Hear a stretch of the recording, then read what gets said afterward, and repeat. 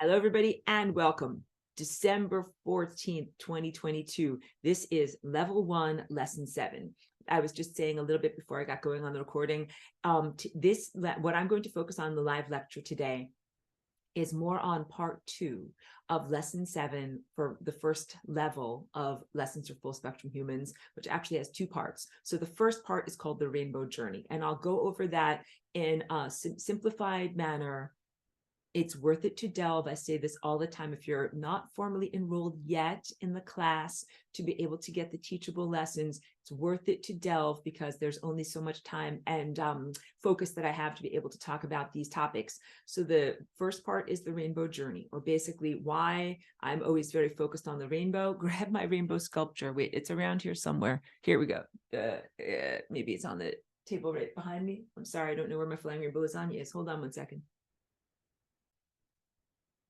Apologies, it was hiding behind my musical equipment here. Why am I always talking about rainbow? What reference does this have? Influence and significance does it have on you and your own personal life? But what I really want to focus on in today's sharing is about part 2, which is the sun as a portal for consciousness.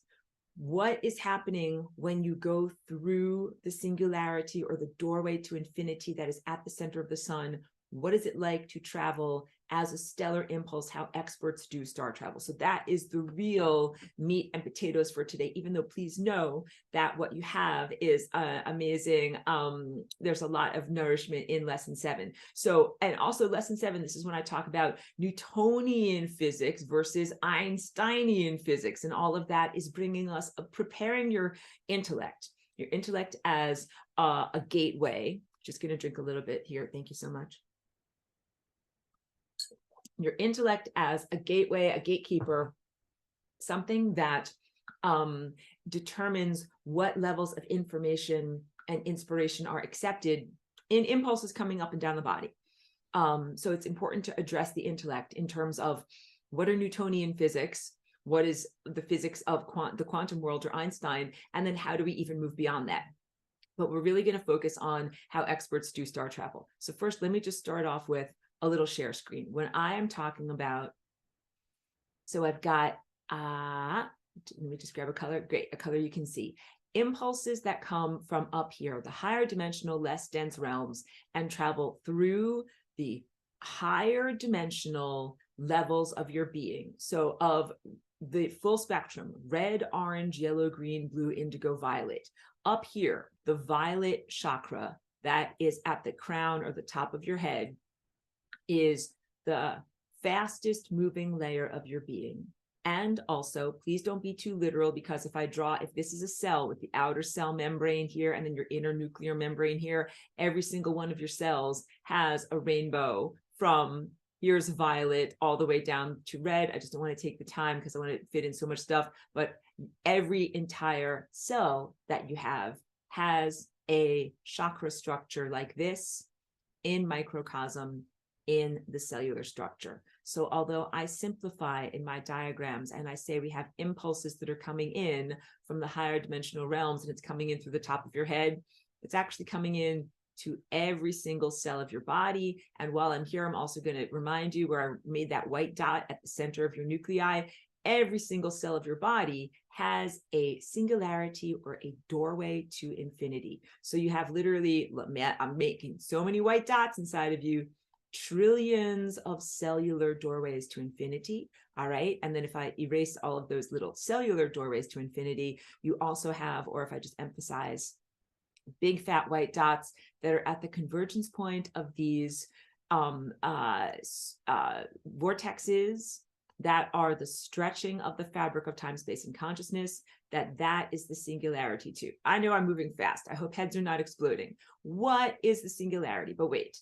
Impulses come from the higher dimensional, less dense realms. They come in through your faster moving time layers, and then they circulate through and move slower and slower and slower until they reach the physical body.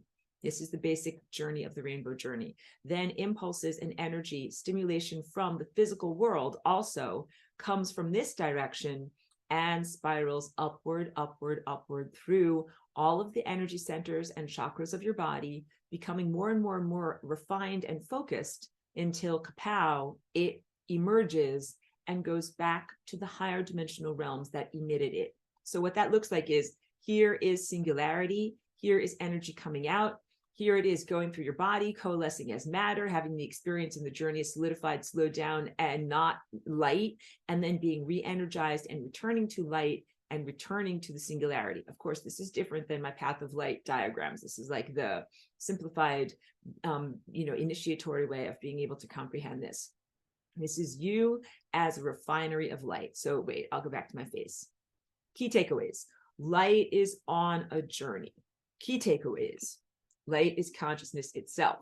The sun, I'm pointing out my window, it's a beautiful sunny day. The sun is a big, beautiful ball of consciousness in the sky that is itself completely aware and is emitting light rays and beams and particles of light as sensory feelers that come into the world and that are having an impact and creating an impact on material matter and also creating material matter, and that these are then raised again in energy level and in speed to the speed of light and return back to the source. So why am I going to talk about Einstein in all of this?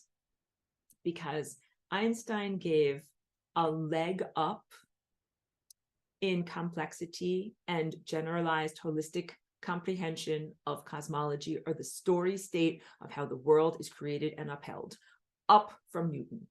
Who was Newton? What was important about him? Sir Isaac Newton was a scientist in the 1600s.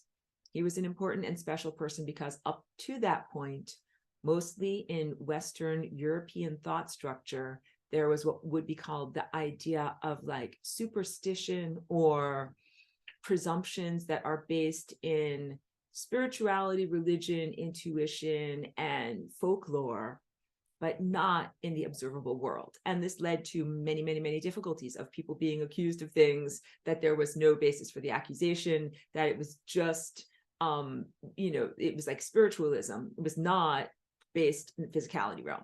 So Newton was actually a transcendent character in being able to tell people that something was going on that was provable and observable, focused on the five senses, like things that you can measure, things that you can see and feel and touch, and that everybody can agree upon.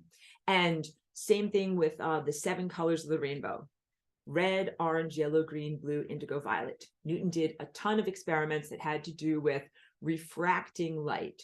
White light comes from the sun. It is the primary ray of consciousness. It is unity consciousness. It is the cake recipe that is experienced as cake. But we all know cake has a recipe. It has this much flour, this much sugar, this much flavorings, like this much chocolate, this much vanilla extract, dash of salt and baking soda. It has very specific proportions. And so this sculpture is not that accurate. If I just tilt my camera up a little bit, you can see that sculpture up there. That's actually much more accurate. Tons and tons and tons of red, less orange, but still a lot of orange, less yellow, small amount of green, tiny amount of light blue, tiny slice of dark blue, tiny dash of vanilla, which is the violet. All right, those are the real color proportions that come from light, from the sun, our nearest sun star, from the information ball of ideas, energy, awareness, and timelines that is in the sky, that is our nearest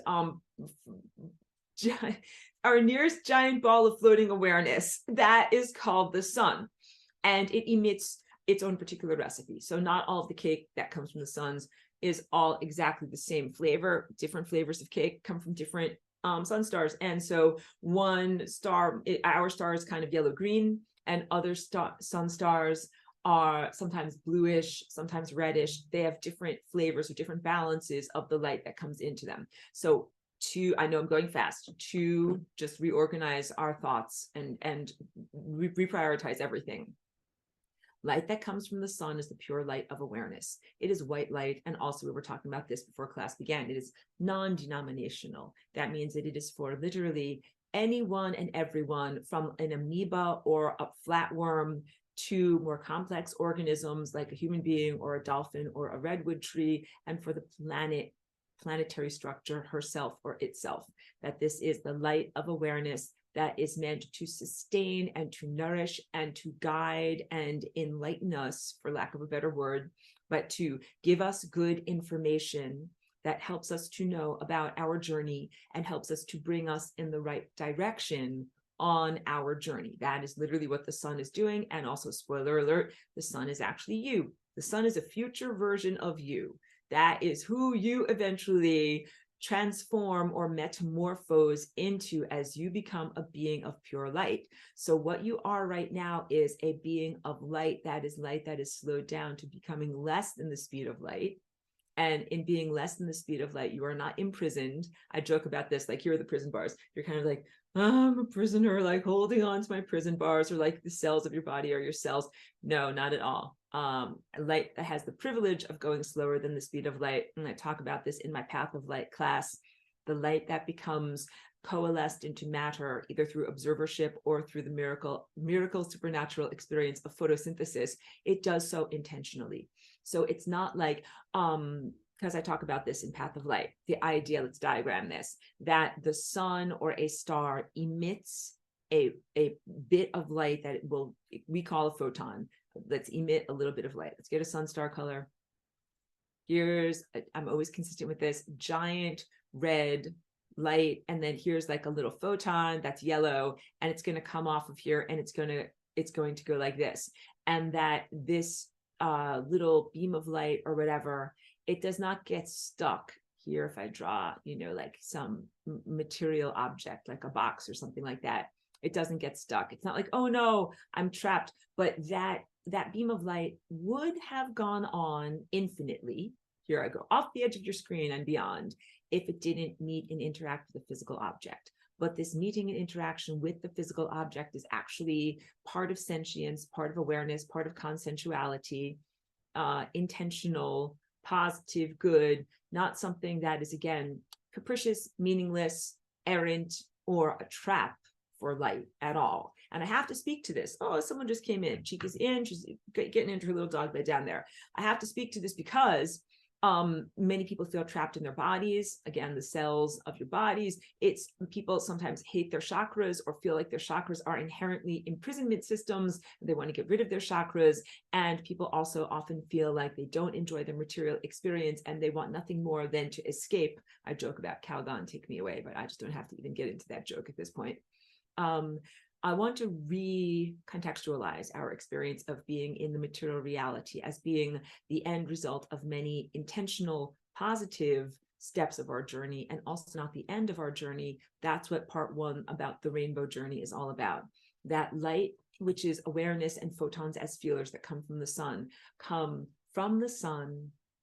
and come into matter form and coalesce, and then have experiences in matter. And then we, as individuated consciousness, matter-based beings, gestating in the womb of matter, like mother matter, same root word, we beam that energy back. So that's the basics of how this happens. An abstract impulse that is pure intelligence, data, and the possibilities and probabilities of time comes into the physicality realm.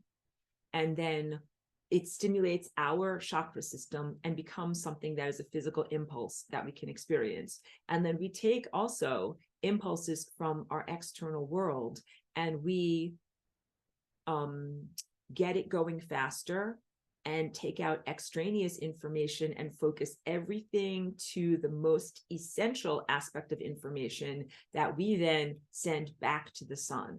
I just bought some oranges from a local orange grower. They're downstairs on the table. I wanted to bring one up here so that I could be like, here's an orange. I think I should do it, but I just don't want to waste the time.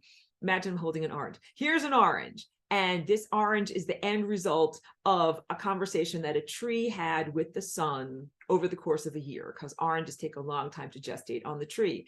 And it is literally solidified sunlight. And I got these from the local fruit stand, and I'm eating the orange, and I'm walking down the street. And what I'm literally doing is, in that moment of intentional, mindful eating, beaming back to the sun, my sensory experience of what it feels like to eat the orange. I'm just going to describe it for you. Use your imaginations. Like even the feeling of like peeling off the skin, the smell that you feel and the feeling on your fingertips with the orange oils that come out, the feeling of breaking it in half into the two hemispheres, that kind of, like it says, the tart sweet, like your taste buds wake up when you put the orange on your tongue, and all of that sensory experience, I am sending back in real time as a live stream broadcast to the sun star that made all of this possible. That is like everything that we do on borrowed sunlight, that it is considered to be like a privilege, is a good word to be able to say, a privilege of being able to have light that is not moving at the speed of light,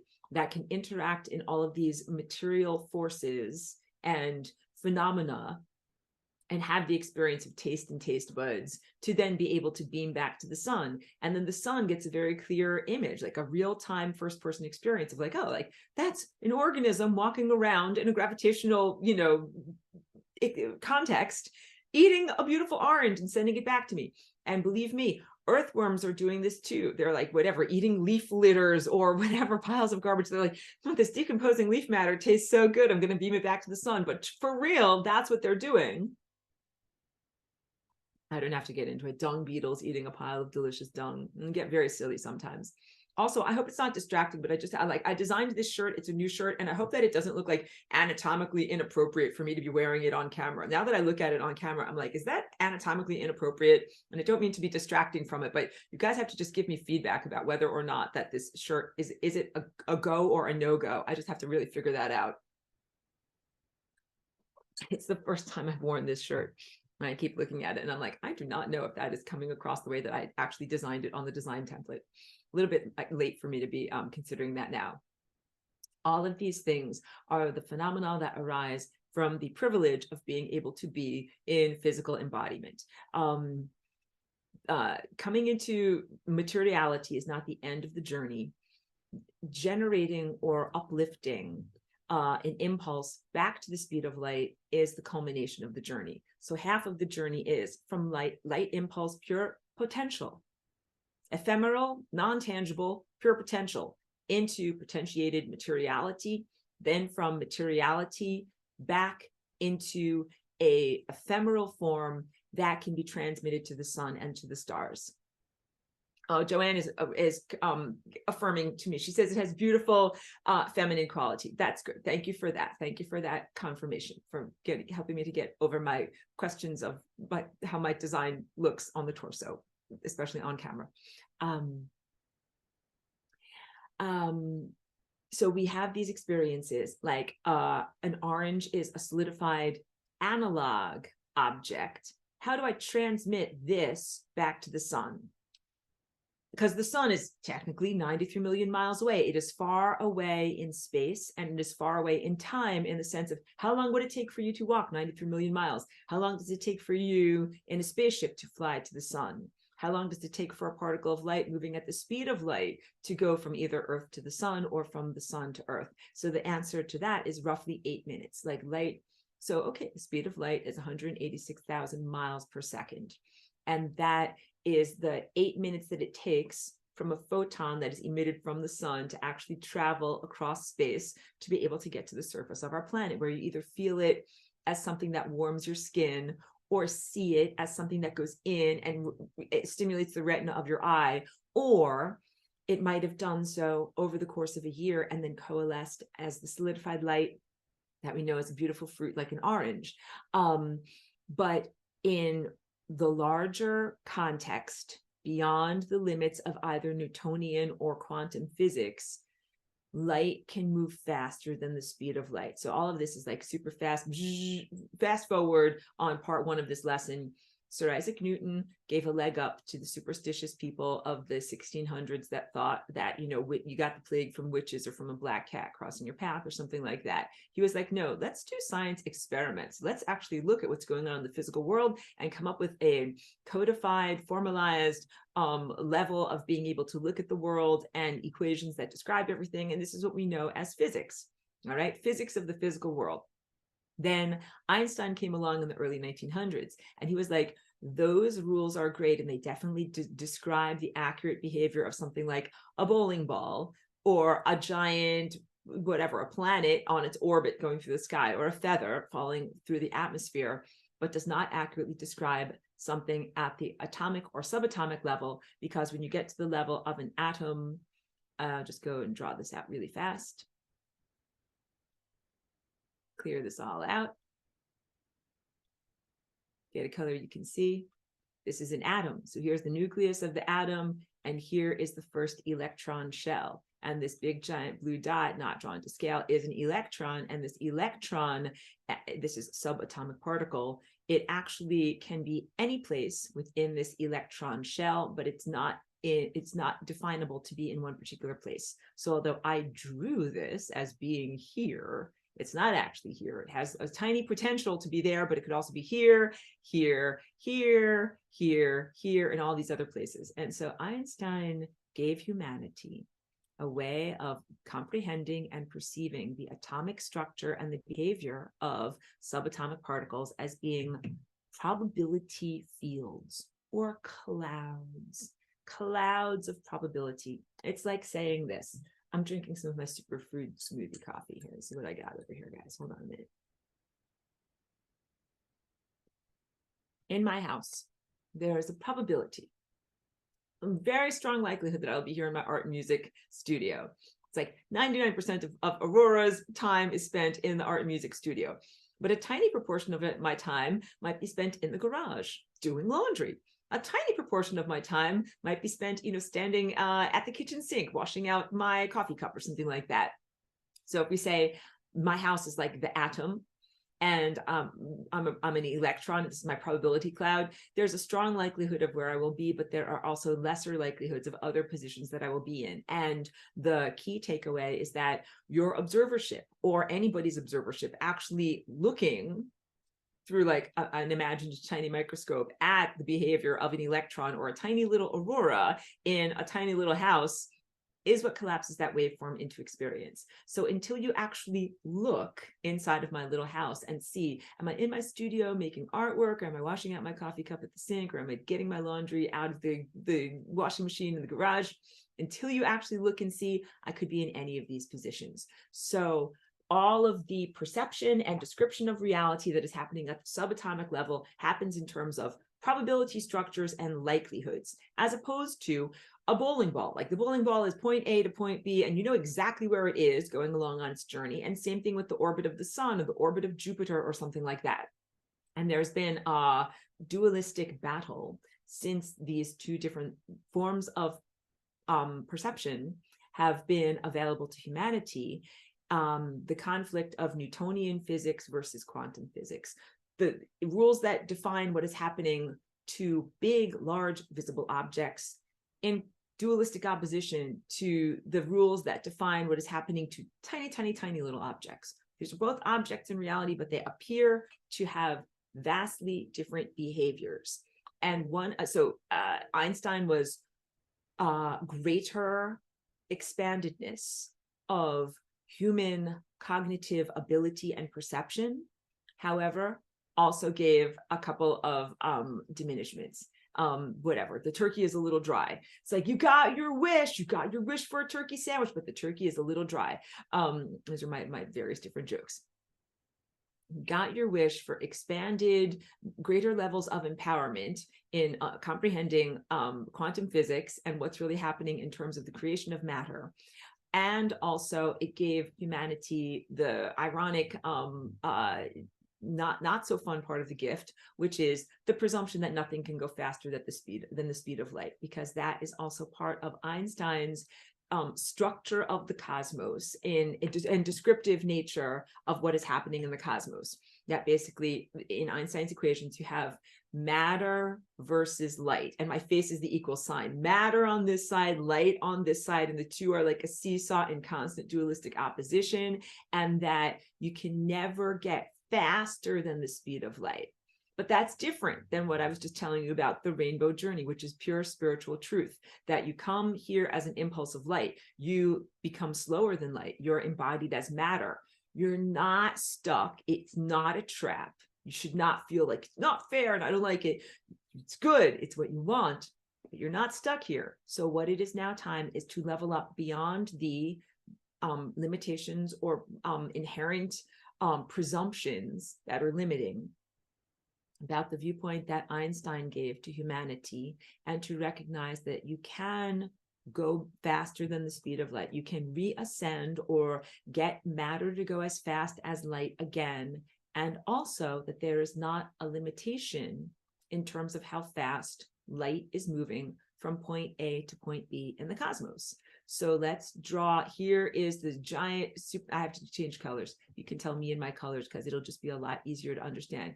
This is the giant supermassive black hole that is at the center of our galaxy. Here are arms of the galaxy that are actually, we have a spiral galaxy. These are made of a conglomeration of so many stars you can't even count. Tons and tons and tons of little dots, okay? Now I will make a little tiny, wait, here is our star. It's so tiny, right? And then I'll make another little tiny blue dot next to it. That's our planet.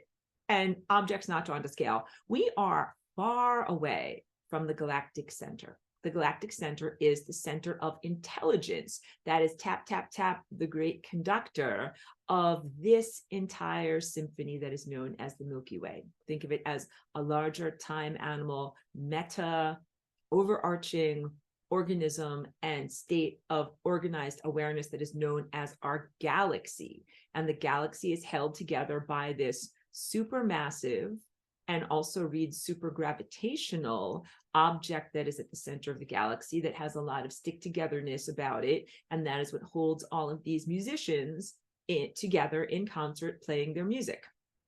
I also want to talk about like the fabric of time, space, and reality. So I'm drawing a flat fabric just for ease of diagramming, but please understand that this is actually something that is spherical. Here I'm drawing like lines of latitude and longitude, my very hasty, sloppy drawing over here. This is what we're actually dealing with, and a sucking inward convergence point that is at the center of this as a spherical nature. But for the ease of diagramming on a little whiteboard like this, I'm drawing it as if it is a flat plane, right? But it's not a flat plane. Where we have this supermassive bowling ball, you have a stretchiness to the fabric of time, space, and reality. So the fabric starts to stretch downward as you've got this giant, super heavy bowling ball object on it. And what you end up doing is you have the fabric of reality stretched to the point of infinity. And these are my shorthands. So I use words that are linear words, like down.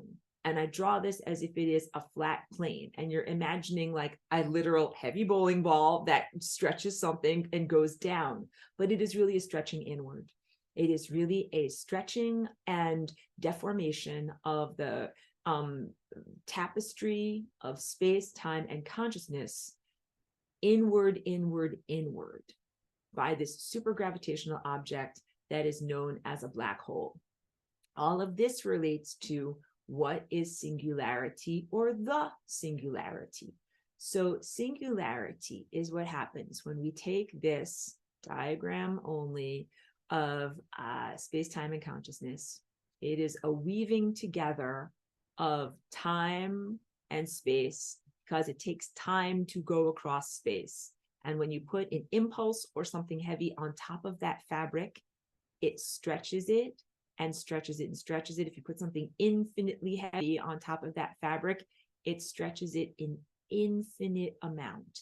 And if minds are blown, it's okay, don't worry. But the important takeaway of all of this is that when we talk about either of these two systems of physics, either Newtonian physics that describe bowling balls and feathers and the planet Neptune or Jupiter, or when we talk about probability calculations and the characteristics of electron as probability cloud, all of these formalities and rules break down and achieve contextless nonsensicalness when you get to infinity. So they're like equations. That equation, 1 + 1 = 2. But when you stretch the fabric of time, space, and reality to this infinite stretchableness, 1 + 1 no longer equals 2. In fact, what happens is total novelty. Everythingness is what happens. Whereas my sculpture, at least once per class, I always have to jump up and jump off screen so that I can grab my sculpture, which is on my little shelf over here. The center of this sculpture is the center of each one of your energy centers or chakras. It is also the same as Earth's magnetosphere, the center of the Earth's magnetosphere. It is also the same as the center of the heliosphere. So the sun has an enormous scale electromagnetic envelope that emanates from the sun. It would be considered like, when you stretch out your arms, you're like, this is my energy field, and this is how far I define me. The solar system, the stuck togetherness that is held together by the sun at the center of our grouping, of our family grouping here, is the heliosphere. Like there's the sun has boundaries, and so each star has boundaries. Each star has magnetic envelope surrounding it, and the magnetic envelope represents the consciousness envelope or boundaries of how much we define, like, this is Saul's neighborhood, or this is Saul's art project. This is the art studio of a star named Saul that makes planets and life within that spot. And key takeaway point is that at the center of the star, the fabric of space, time, and consciousness is stretched to the point of infinity. And what happens is, here we have rules that uphold reality and make certain things predictable and understandable. But when you get to that point of total stretchability-ness, the rules that uphold reality no longer function, and things do not make sense in the story of how we describe the nature of reality and what is happening and what is being upheld, because all of the equations that should be 1 + 1 = 2 are more along the lines of, this is just like very like quick shorthand, but it's more like 1 + 1 = infinity. That all of these equations stop making sense. So, okay, let's also talk about this. Do scientists have a telescope? Do they stick their giant long telescope into the center of the sun, 93 million miles away, and be like, now we know exactly what's going on at the center of the sun? No, they don't. What they do is, because we can do that, you know what you have? Tendril of attention. You attenuate outward to the sun, and you can literally put your tendril of attention on the sun and know you will not be incinerated by doing so. You can then perceive directly what is happening in the interior of the sun. But what science and present, objective materialist viewpoint does is it uses math as a form of extrasensory perception. Math as a form of insight that can be used to see into places that we could not see with our physical eyes. So that includes the center of a star because it's super hot and dense, or also a tiny, tiny place like inside of an atom. Math is used as the intermediary or extrasensory perception that allows, through calculations, scientists of this time, place, and human perspective to be able to sense what is going on. So when you have this infinite stretchingness of the fabric of space, time, and consciousness, the math that is used to perceive and explain the structure of reality breaks down and does not make sense anymore. That is what singularity is. So I describe singularity to you as this overlappingness space, a space that is the convergence point of all timelines, possibilities, and probabilities.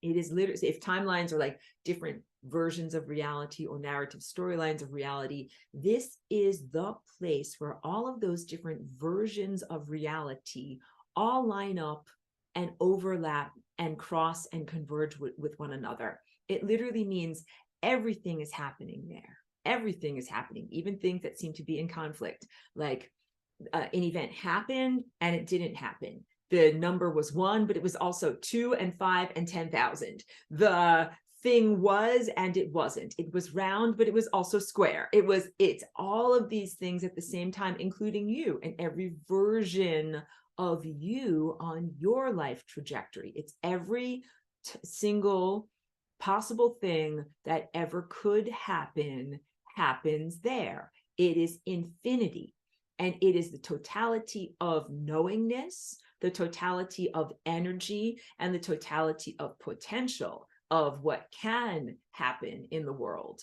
And I speak more at length about this in the recorded lesson, and I recorded this lesson right after December 21st 2012, which was a singularity point in terms of time, linear structure.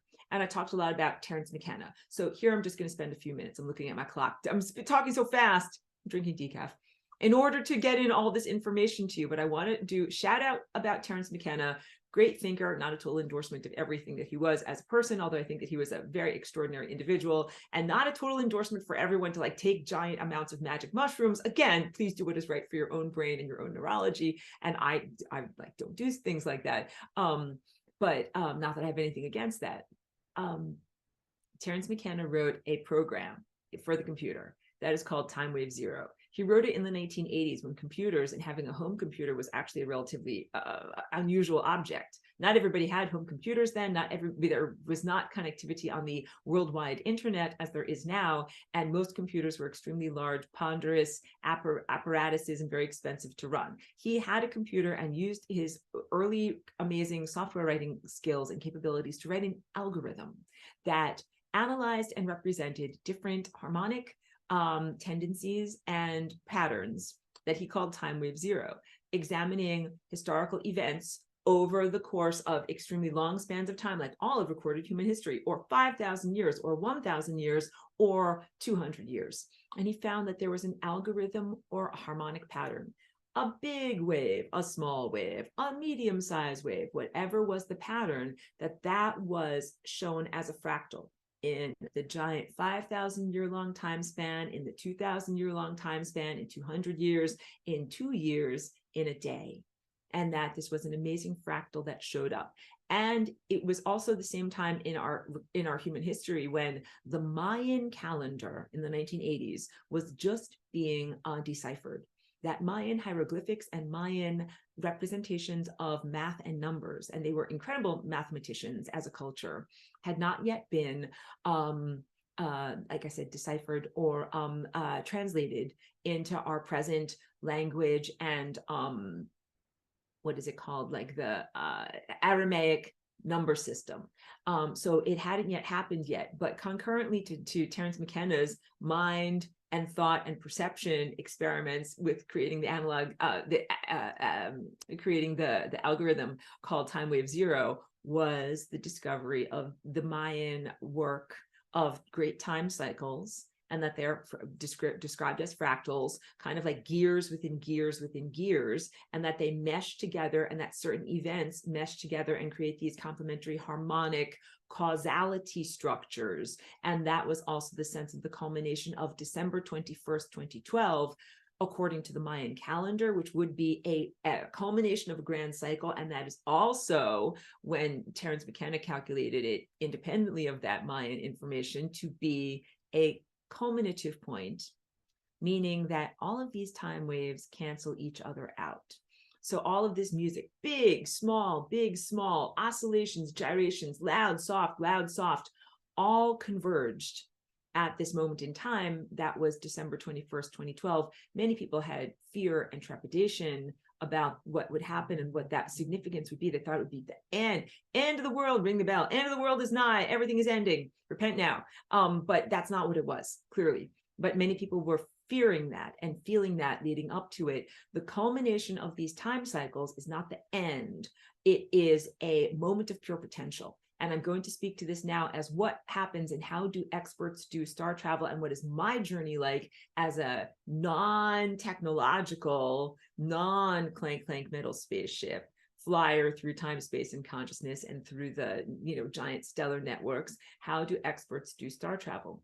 Not with the mechanical, physical spaceship, but with pure consciousness, with pure light, and utilizing and being in partnership with the singularity that is at the center of the sun and the center of all the stars, traveling on a network of light. What is that like? So the big takeaway that I'm trying to say is everyone was afraid moving up to December 21st, 2012. And they thought that they would die, or that everyone would die, or that the world would explode. And we didn't explode, but we did go through a portal of potential, potential of events. And we came out the other side transformed, we emerged into a different world, a new expanded reality where there were new possibilities and probabilities. And this class is part of what came out of that for me, literally. the short story is that I was in my studio on December 21st, 2012, back in Woodstock. And I was waiting there to see what would happen and what the day would be like. And I felt like we went through a doorway, but not all the way through. And I went up Mount Overlook, which is like a very sacred, beautiful place that is right outside of the small town of Woodstock. And it is like a pilgrimage place, definitely an important power spot for me. And up there is when I made the inner decision and aligned with the reality to start teaching a class. Figure it out. I did not have computer skills. I did not have a good sense of articulation. I did not know how I would put these complex concepts into some format that would be articulated and accessible to other people. But that was the day that I made a decision and like a promise to myself, like, I'm going to somehow try. I'm going to figure this out somehow. So I had to like get a computer, figure out some kind of whiteboard thing. Like this was all like a huge mountain for me to climb that was bigger than Mount Overlook. But that was what that doorway was for me. Who you are on one side of the doorway, you go through the doorway or the portal of experience and you come out the other side and you might have new ideas and new mandates. But clearly I didn't die. I'm still here. I'm drinking a cup of coffee. I'm alive. That is what all of these portals of experience are like.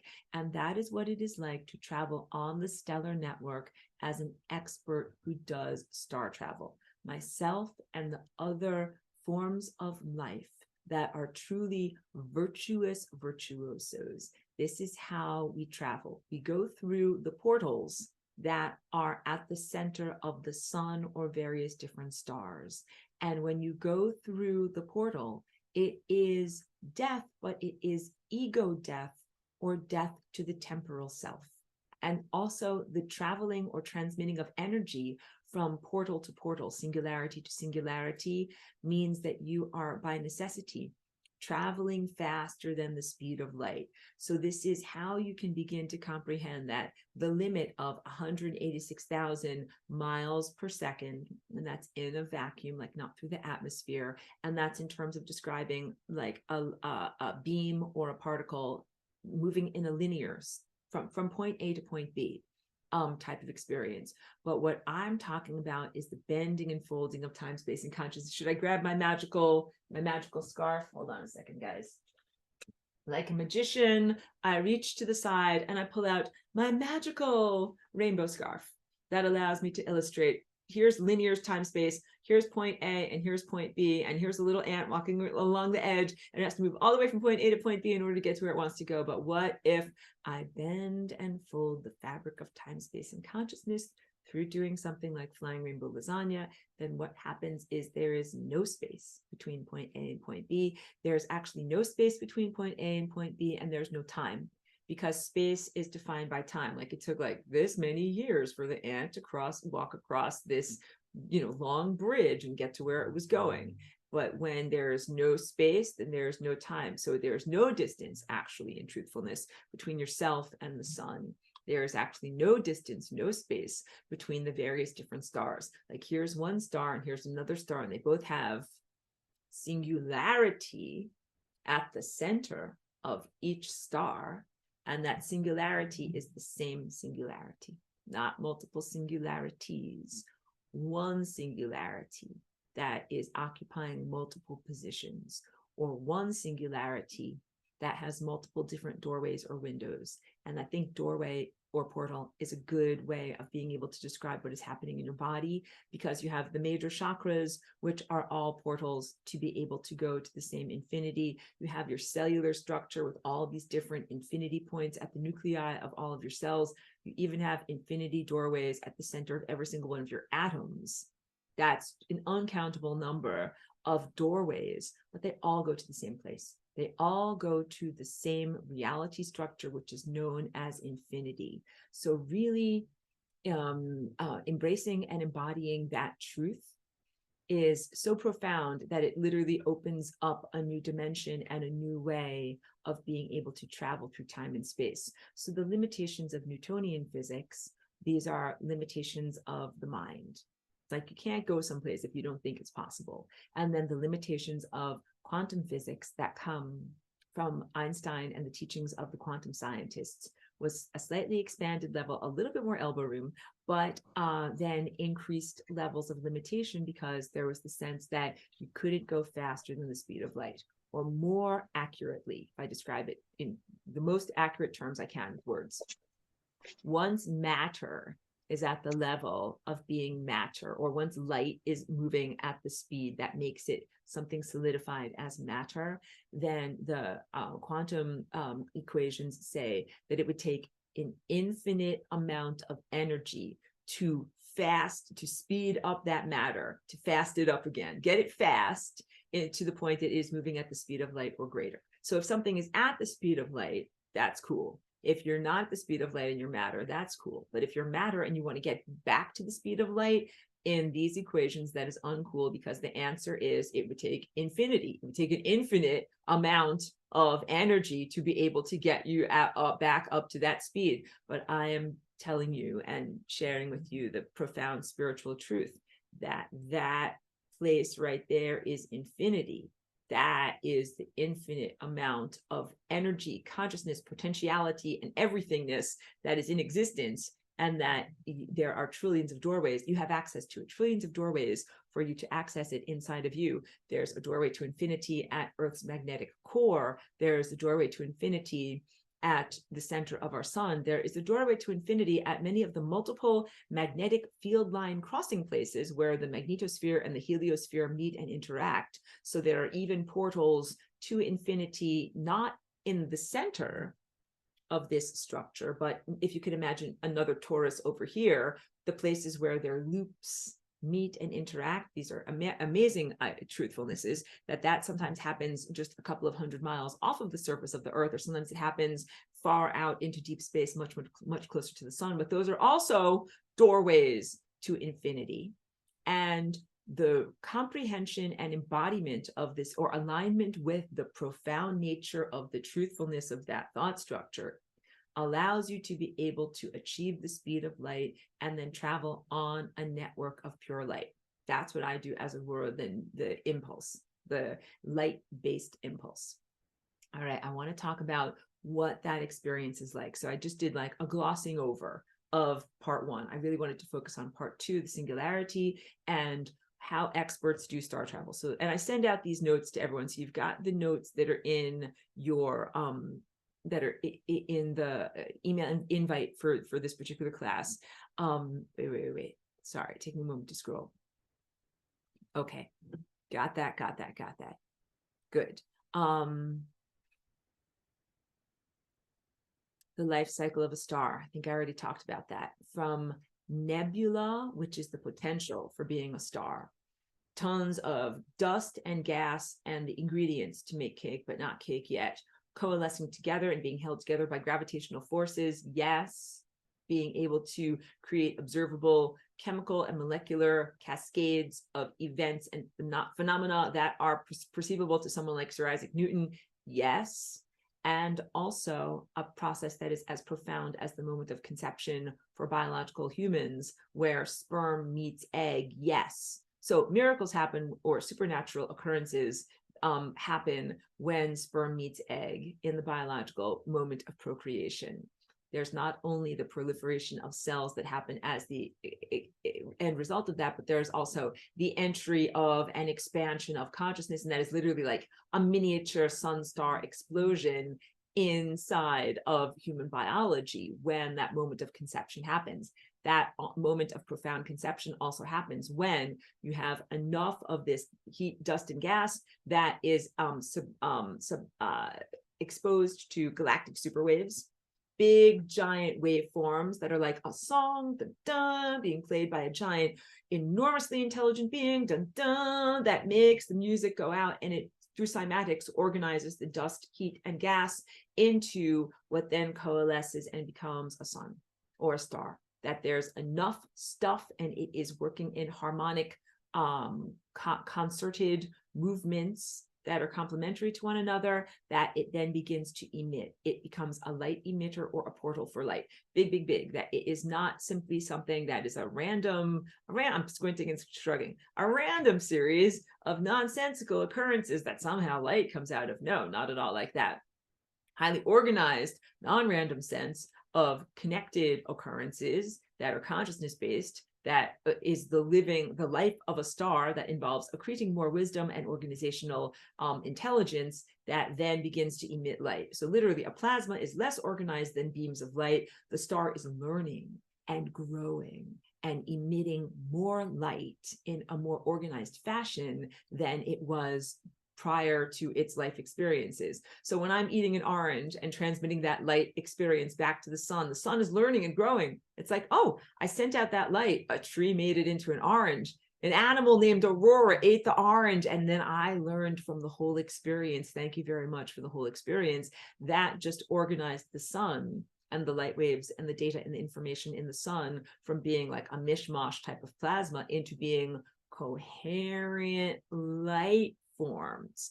On the topic of coherent light forms, let me draw a picture for you. This is what it looks like when you, as a coherent light being, enter into the sun and the stars as coherent light forms. Clear it all out. Clear it all out. Here's like a glass of water or something like that, an area of something. And then here is the sun star. And these are coherent light waves, meaning they stick together. I joke, like good waffles. They are organized and they go in unison. All right.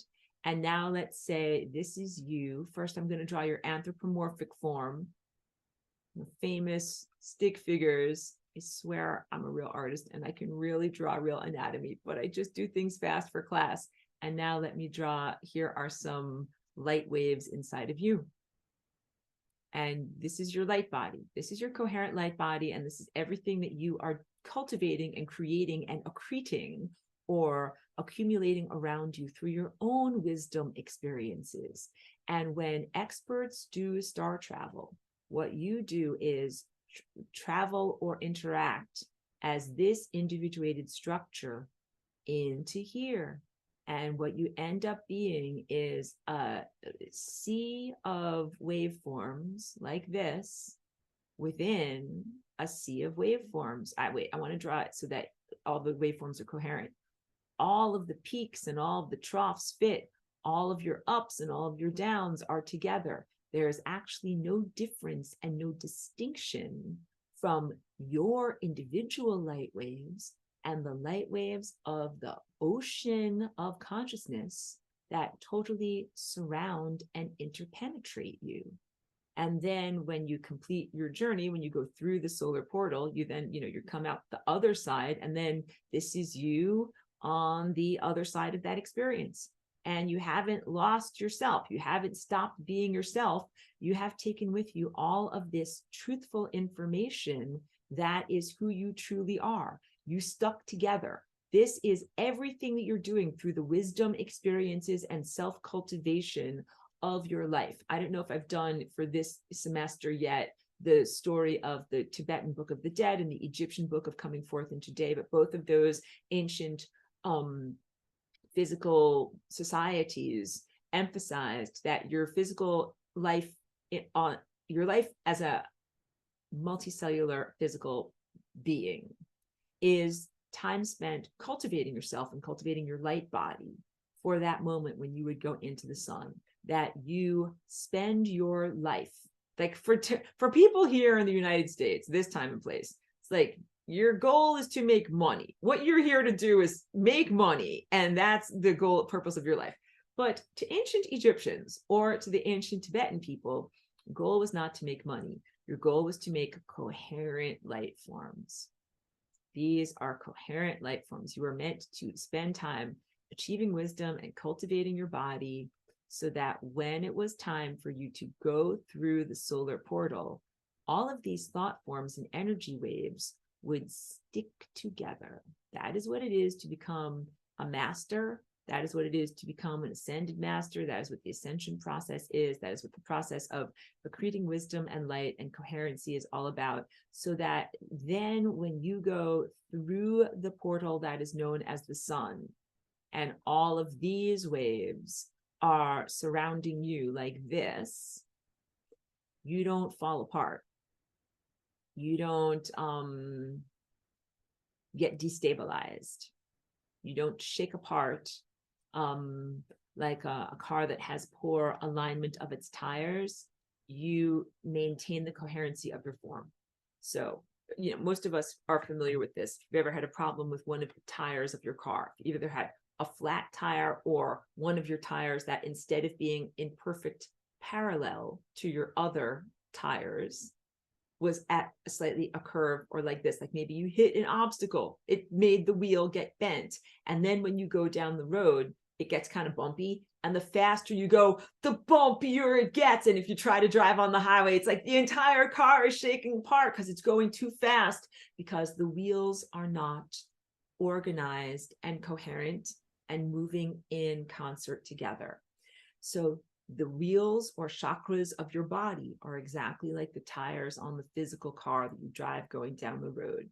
And it is essential through the self-cultivation practices of our life to be able to have these chakras be in alignment with one another and maintain their perfect form, to be parallel or perpendicular, but not to be canted or wibbly wobbly at strange angles.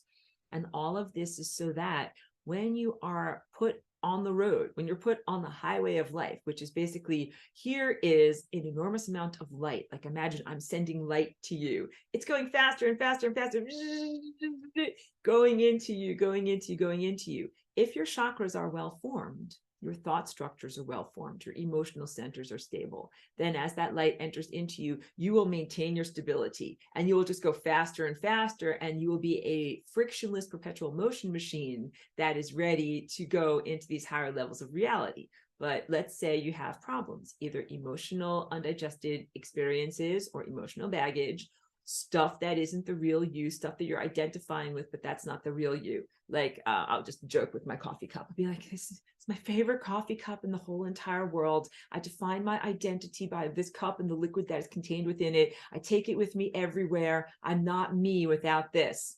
But as the energy comes into you more and more and more and more and more, it turns out this is not the real you. This is something that you've been utilizing and drinking during your adventures on Earth, but is not the real you. And you do not define your sense of self based upon this cup and the liquid that is contained within it. This is the journey of what we do here on Earth. A big part of our wisdom experiences is defining who I really am versus who I'm really not. Who am I on a cosmic level? Who is the most lean and essential definition of who I am? This goes back to the teaching that I gave you guys about ascended mastery, and I think it was a level 2 teaching. Who is the real you? What are the lean, mean personality characteristics? Joking on the lean and mean part, but the most essential, pared down personality characteristics of who you are. The truth is, you're not defined by temporal aspects of self. The sweater that you're wearing at the moment, or your socks that you wear today to keep your feet warm, or your present address that's on your driver's license, or the amount of money that are in your billfold, or anything that is non-eternal. Those things are not the real you. So temporal versus eternal. Temporal has as its root word temporary, meaning it is based in time. Some of the things that we have and that we do are relevant to who we are based in time. I'm an organism that requires liquid. I require liquids at various times during the day. Therefore, this cup and the liquids that are contained within it are relevant to my journey. But when you no longer require liquids, this is not relevant to you. You require a domicile. This is my house. I live at 123 Main Street. And that's the definition of who I am. But that is not the definition of who you are as a cosmic journey adventurer, a cosmic consciousness on its adventure of self-knowledge and journey, away from God's self and then back to God's self. Those are temporary personality characteristics, not eternal. Even though the coffee cup is really essential for me while I'm a thirsty person and while I'm embodied, the house matters, the billfold matters, but as the ancient Egyptians or ancient Tibetans would go through their lives, those things were seen as temporal and non-essential to the soul's journey of your eternal soul. So you make a prioritization.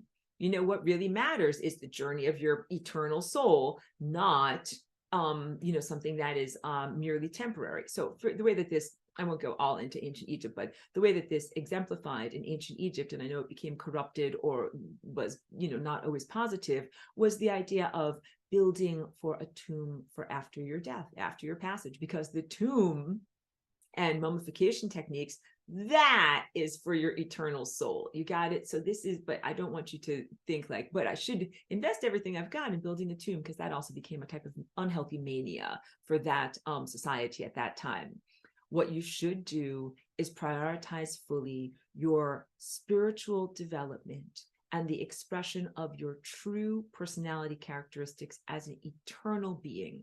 And then secondarily, down the list, you should respect the cultural requirements of your time and place in terms of what's your clothing, what's your hairstyle, what's your choice of how you earn your money, and other aspects of things that when you go through the portal of the sun, to go back to this drawing over here, you're not going to take those with you.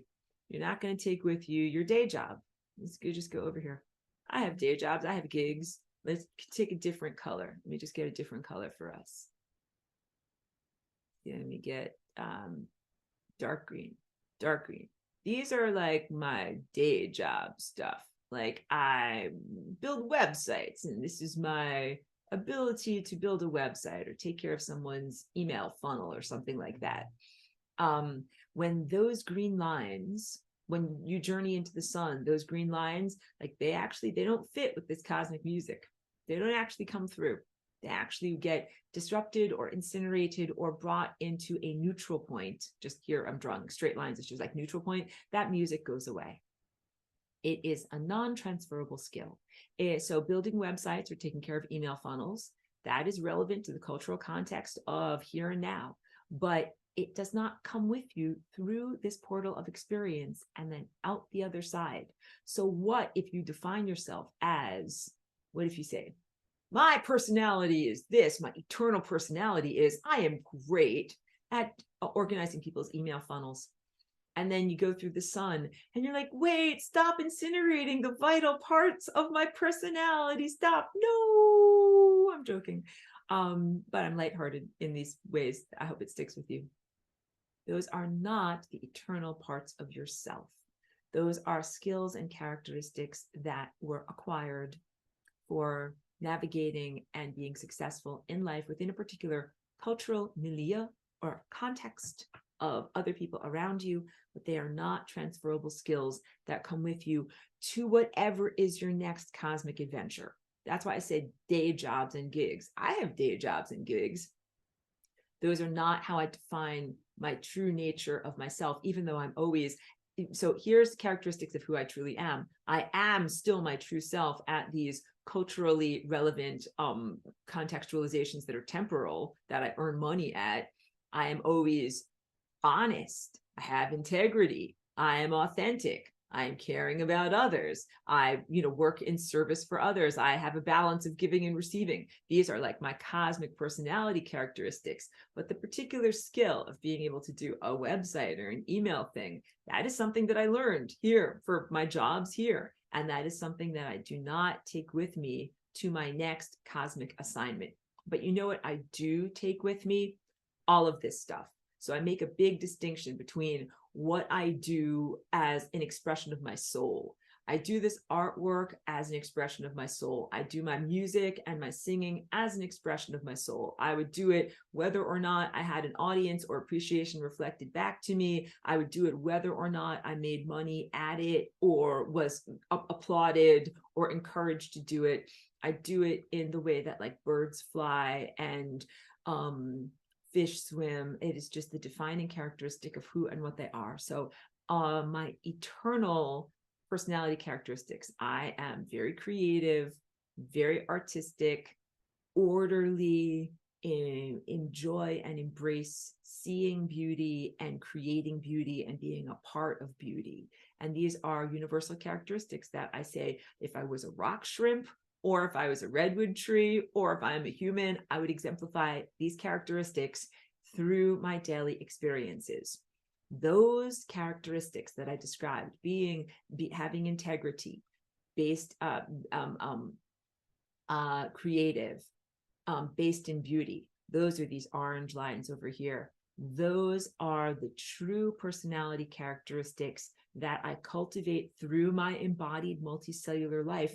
And that's the stuff that actually comes with you. So the real answer, I didn't use green as the color, but the real answer is that all the things that you did in the tone of love are what comes through with you. You know, sometimes I play the piano and it doesn't show up on the Zoom, so just with your ears, because it has microphone stuff, which is, I'm playing the love tone.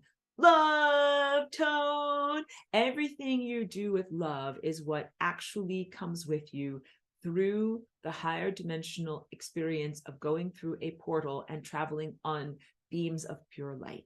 You leave behind the baggage that is your temporal ego. You leave behind the characteristics are the things that you were rewarded for temporarily in the world, and you bring with you only those aspects of you that are based in love. So as an analogy, what this is most closely aligned with is if you ever had like a loved one that passed on, maybe when they were alive, it might be your grandma, your aunt, whatever, a lover, a spouse. When they were alive, they did things that drove you crazy, like slurping their coffee in the morning, like slurping or making a loud noise, crunching their salad very loudly, any of these little foibles or whatever, driving me crazy. When they pass on, that is not the defining characteristic of who and what they are and what you miss about them. You're like, oh, like I miss those hugs. I miss that feeling of talking with them on the phone. I miss their love and their support. Their characteristics of slurping their coffee or minor other personality foibles fall by the wayside. Those are non-eternal aspects of their character. The eternal aspects of their character is everything in love that you shared. Now reverberate back to my story of eating the orange this morning while I'm walking down the street. I'm in love with that orange. I'm in love with the sun while I'm eating that orange. That is an eternal moment, rather casual, that I'm having. Like while I'm walking down the street, I wasn't actually thinking like, this is an eternal moment, but that's an eternal moment between me and the sun. That really matters. Then like waiting at the business center and trying to get things sent off and UPS and blah, blah, blah, tracking numbers. That is not essential stuff. Those are like the wayside vagaries, detritus. That's the peripheral stuff that falls by the wayside that does not necessarily translate with you through across all time, space, and dimensionality. So sometimes people have traumas or problematic social dynamics. The person that passed on, they might have hurt your feelings a lot, but I don't know if you've ever experienced this. Like when they pass on, not only do you forget and forgive their loud salad crunching or whatever bad, personal hygiene issues that they had or something like that, but you forget and forgive the hurts that they did from you. I mean, ideally, this is what it is. Really, the only thing that remains and reverberates are the moments of love that you had with that person or with that relationship. So if they hurt your feelings unintentionally, like it is healed, it is left behind. If they hurt your feelings intentionally, it also goes into a state of healing, but it just might take some time to process on that. Because I started to think like, I hope this isn't going to be misinterpreted. But the injuries that we have experienced with one another, we have on purpose or by accident injured others and been injured by others. Those are also non-eternal aspects of our journey as we are accreting light here. So you came to accrete light. You did not come to accrete injuries, but injuries and soul injuries and woundedness happens as a side effect of being here, but they are not the intention or the main course of being here. And when people leave here, what you really remember, what really reverberates and stands through time are the deep soul connections, the important love-based communications that you had with them, not the other stuff. So death is one form of going through one of these portals. When you go through a sun star portal, technically you are dying, but not in the same sense of being incinerated. Like if you shot someone in a rocket ship up to the sun and they went there, they would be vaporized and turned into a plasma. They would be incinerated. But I'm not talking about that. I'm talking about you as a light being going into a larger light being, which is known as the sun, that is on a giant network of consciousness, that is a light network. And you don't lose yourself because you have defined your boundaries of who and what is you very, very effectively. And you are traveling light. It's the opposite of traveling with baggage. Traveling light, you get it? In the terms of not having extraneous things that you are carrying, but also literally you are a light being traveling on beams of light. And you bring with you only the essence, the most essential aspect of the experience. Do I bring with me the fibrous after leavings of eating the orange? No.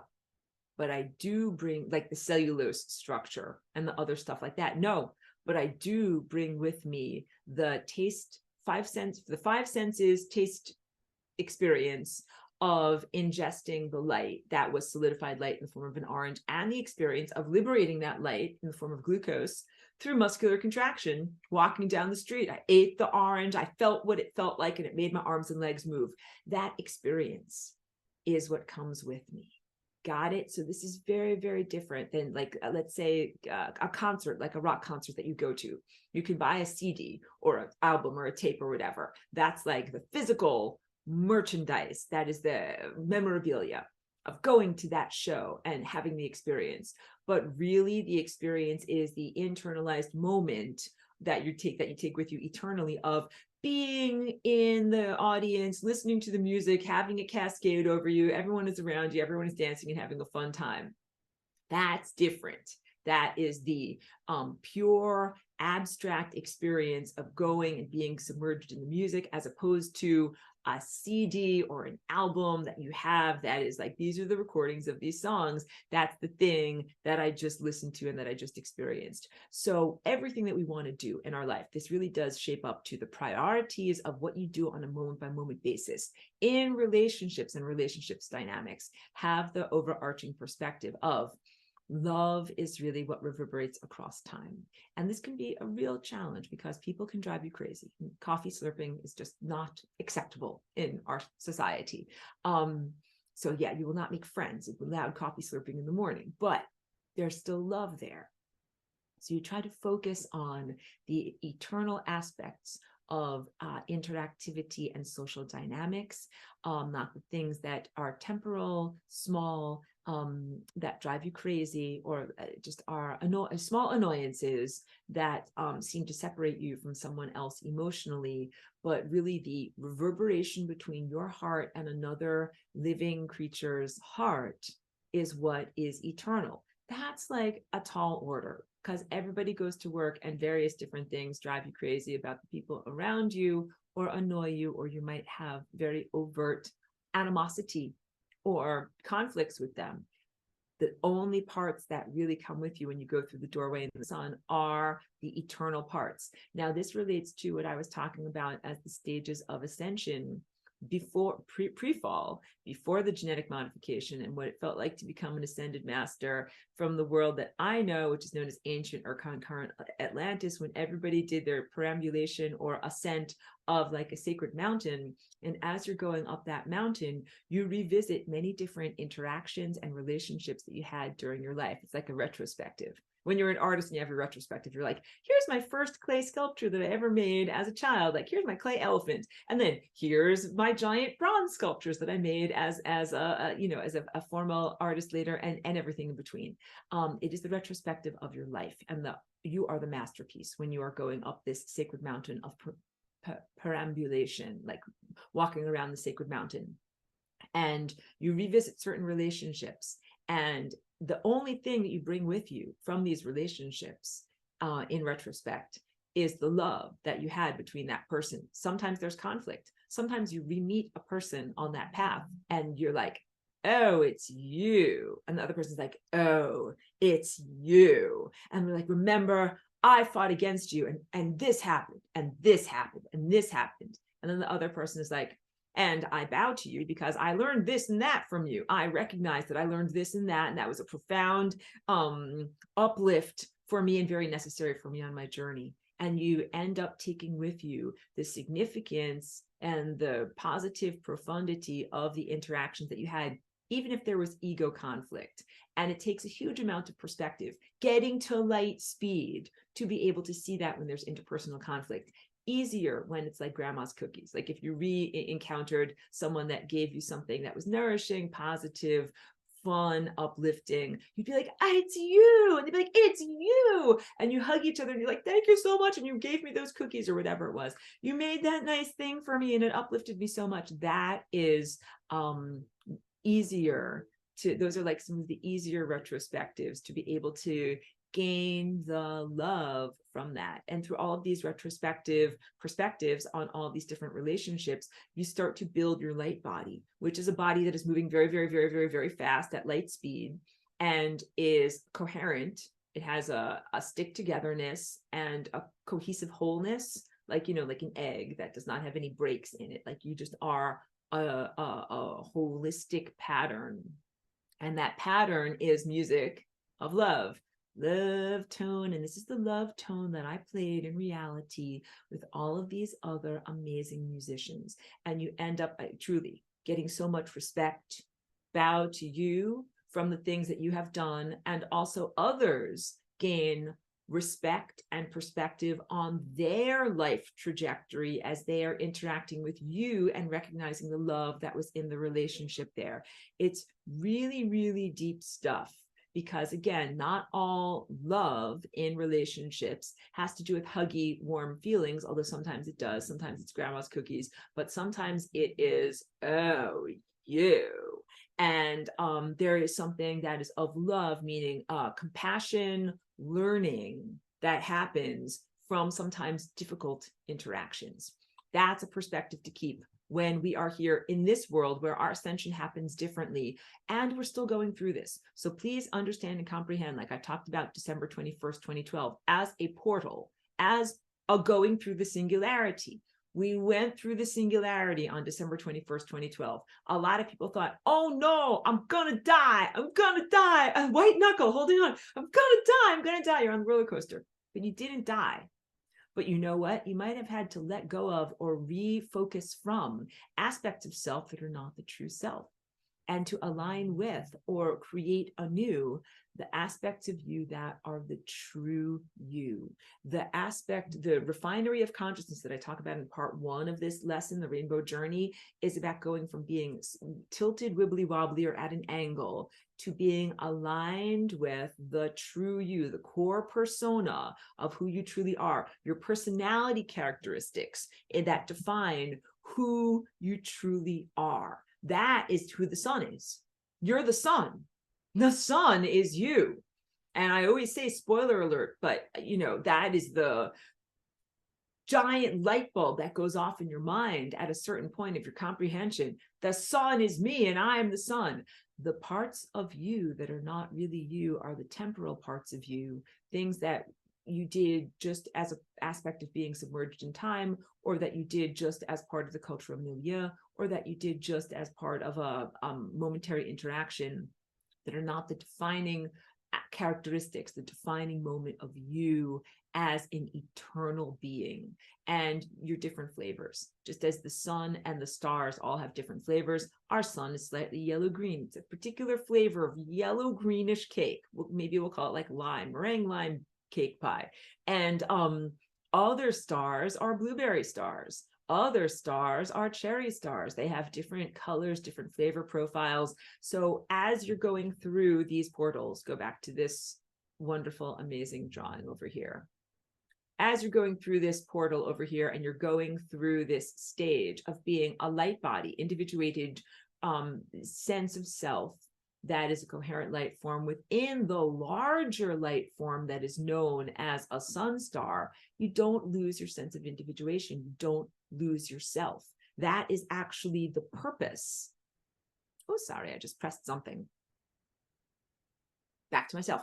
That is actually the purpose of all the self-cultivation, meditations, and spiritual aspiring activities that you do throughout your embodied, individuated life. So right now we recognize, like, Aurora's individuated multicellular body is separate and distinct from Charlie, Pedro, Joanne, Rose, Trisha. Anybody else who's a beautiful person watching my video, thank you to everybody who's part of this class. My body is separate and distinct from you. You metabolize your own. When I drink the coffee, my thirst is quenched. You guys might still be thirsty. This is nourishing me. It is not nourishing you. We're in this moment of individuation. That's how you want it. I'm responsible to me. I'm having my life experiences. At a certain point, I will have accreted light and I will go through this solar portal and I'll have all of my coherent light waves sticking together and I'll be a part of the sun. Every single one of you is going to do the same thing too. And you will leave behind the baggage of your temporary ego definitions and go into your universal or cosmic or otherworldly definition of self, which is still your unique pattern. And you will also be in the sun as a unique individuated flavor, separate from me, but with no conflict, as your eternal self within the larger eternal self that is known as the sun, that is on a network of eternal self that is known as the entire stellar network or the network of light. All right, big, deep stuff. So how do experts do star travel? We go through the portals that are at the center of suns and stars that are known as singularity. In doing so, what happens is there's a purification. Just like when you put metal into a cauldron, you can melt down iron or something like that, and it gets white hot and it's melted in this giant crucible is the word I'm looking for. And then there's little dark specks, like that's some crapola, that's not supposed to be in there. It is stuff that was part of the iron ore when you dug it out of the ground. When you melted it all down, like that's not supposed to be there, not supposed to be there, not supposed to be there. The act of melting it down in the crucible is a purification act, and the stuff that's not supposed to be there, you get it out in the refinery process, and then you're left with just the pure metal, which has much more strength than metal that has impurities in it. So I'm Aurora. I'm a cosmic being. I've traveled on the network of the sun and the stars quite extensively. And every time you go through these doorways and these portals, you're not afraid. You're not like, I'm going to die, white knuckle. I'm going to die. I'm going to die. I'm going to die. You're not like that. Actually, what you're like is very secure, because you're like, I'm going to go through a doorway. I'm going to leave behind everything that is irrelevant. I'm going to become purified and leave behind anything that is maybe only culturally or contextually relevant, and take with me the things that are the true me and that are the most essential. When we travel light, doesn't mean you bring nothing with you, because this is really big. I think that and I'll get your question. Thank you, Pedro. Some of the spiritual ways of thinking, people think like you have to be an ascetic or renounce everything, including food or clothing or shelter. Like, I'm trying to make sure that it's very clear what I'm saying. When you travel light, it means you don't have to bring with you extraneous nonsense baggage. Like, whatever, I'm going to pack my carry-on bag and it's going to have like my slippers, a teddy bear, my favorite coffee cup, or anything else that I might need on my cosmic journey. No, you don't do that. You don't bring your carry-on luggage, but you do bring the essential aspects of you, because there's a difference between releasing attachments and renouncing everything. So you release attachments to the things that are not the true you. I really like that rainbow coffee cup that's back there, but I'm not going to pack it with me on my eternal voyage when I go through the doorway of the sun stars. Because first of all, when you've done this enough, you're like, there will be coffee cups on the other side. You'll have everything that you need in that sense, but you don't release or get rid of the things that are the really golden, untarnished, and eternal aspects of you. I bring up my artwork because it's something that I put so much of my soul into. I put a lot of my time into it. I care about it a lot. We're talking about the things where it's like, if you had a burning building, what would you race to save to take your things out of there? My coffee cup, you can get a new coffee cup. My artwork really matters. You know who else really matters? She's in her dog bed right down there, my dog. Relationships like that are gold, meaning they are untarnished. They are eternal. Like, we use gold as a symbol of something that never oxidizes. It is eternal. It stays as it is for thousands and thousands of years. I have such a beautiful, strong, heart-to-heart, loving bond with my dog. Some people feel this way with like their children, their family members. Everybody's got different relationships. Just for me, it's this little dog that's down here. And that is eternal. And I know that that love comes with me through the portal and is eternal. And that's also why, I always say, like, I have this much time, then I have to do the WALK. Like, we need to, the teaching here with me to you is that we need to prioritize the people and relationships in our life that are part of this golden, eternal, incredibly, profoundly valuable spiritual treasure. That those are the things that we take with us. So I was doing the WALK with her when I ate the orange this morning. So we got good time to be able to do that today before the sun goes down. We must do this. And that's why I always say when we do the Flying Rainbow Lasagna dance, you come out of the dance, you come back into reality, then like take that energy and go like, hug your children, hug your dogs, hug your family members, take care of the plants in your garden. These relationships are part of the eternal treasure that we do take with us from journey to journey. And as you achieve more of this speed of light consciousness, you'll remember you're not partitioned either. Like when you go in through the singularity and you are going into these levels of being a coherent light being within a much, much larger conglomeration of light, you're like, oh, and I'm that too, and I'm that too, and I was that too before I went through that doorway, and I was that also before I went through that doorway. So you really redefine your identity and who you are as a person. You become, you're not a vanilla non-person. You're not just a boring, I'm nothing. You're not that at all. You have a huge amount of personality and a huge amount of individuality. And you also are defined by more than just one particular life experience. Multiple concurrent facets of your being are what you start to access and define yourself as. And a lot of your treasure, your heart-based, amazing, beautiful, love, positive, spiritual treasure that you take with you from place to place is about relationships and the dynamics that you have had in these various different places.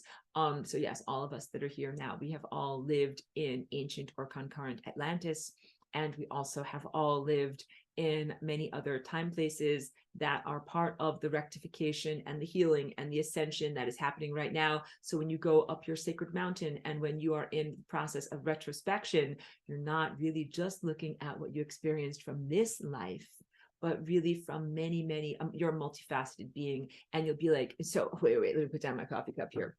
Sometimes it's not only like, oh, you. Sometimes it's like, oh, you from 12 lifetimes ago, not concurrent lifetimes, but from another time place, we really had a lot of conflict. And it's like, yeah, we really had a lot of conflict. But then there is that vow of recognition.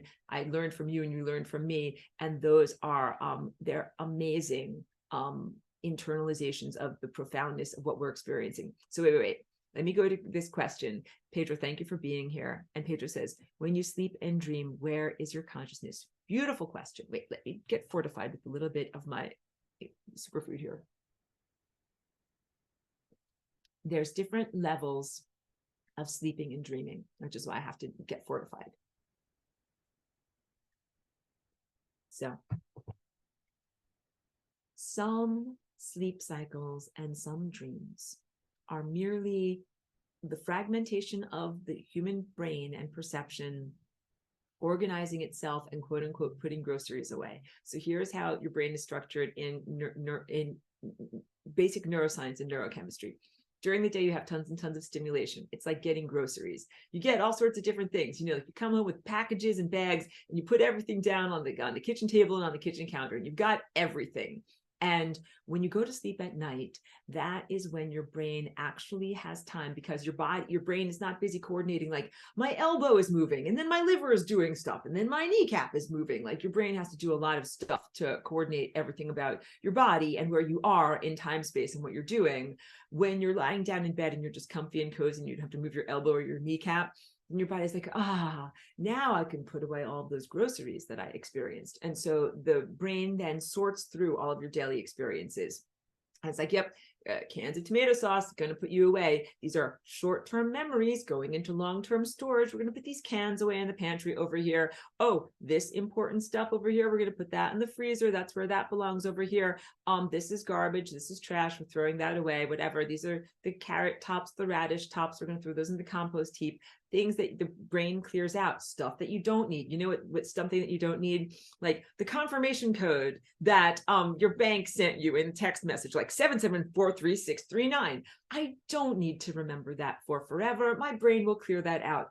Even though, as a parenthetical aside, I have a beautiful family member who has an amazing memory and used to remember all of those things, even though he didn't want to. He remembered everybody's phone numbers, all of these confirmation codes and everything, even though he didn't want to, because his brain just put all of the groceries away, and that actually was very burdensome. So the answer to why does our brain work this way is because some stuff is just stuff, and you don't have to remember the confirmation code or anybody's phone number from 12 years ago or any kind of thing like that.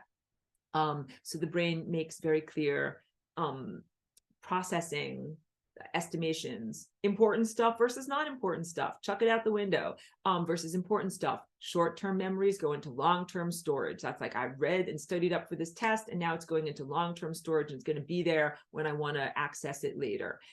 That process sometimes shows up in our dreams as weird fragments of dreams. Last night, in all honesty, I was dreaming about dogs and sewing machines.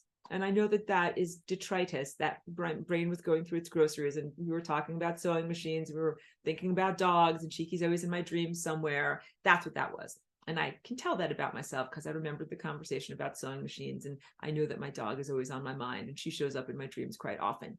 That is different than dreams that really have a salience and a sense of profundity and important meaning, that are conversations or communications to ourselves, either from our own sub or supra conscious, supra meaning higher conscious, or from the ultimate higher consciousness that would be known as God or the divine intelligence.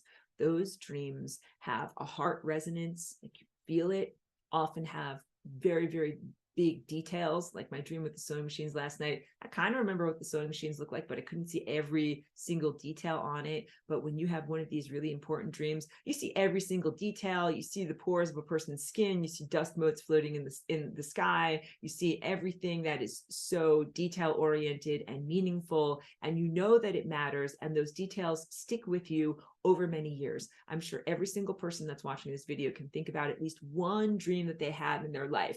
That might have been from 10 years ago, it might have been from 20 years ago, but it made such a deep impact that you can even still remember it and go back to it now and be like, oh, I remember that dream, because these are important messages that have like giant flashing lights of salience. Like, this is meaningful stuff. Remember this stuff when you wake up in the morning. Remember this stuff. Because those are important messages. So when we experience those types of dream states, we are in an actual consensual, not necessarily meaning that you are offering consent, like I agree to be there, but that it is a mutually experienced consensual reality. This reality structure is a consensual reality structure. I could send out an invitation and you could all come and meet me here at my house and drink out of my rainbow coffee cup. And we'd all be like, yep, this is Aurora's house and that's her rainbow coffee cup. It is a reality that is a shared reality. There are some reality states that you can access when you're dreaming that are also shared reality states. And mostly they exist in the area that I describe as the envelope between waking and dreaming, between waking and sleeping, as you are diving down into deeper levels of consciousness than the awake, awake alert state, but are not yet fully unconscious. There's kind of like when you have a coin, there's heads, there's tails, but there's the edge of the coin. It's the least likely thing that can happen when you flip a coin.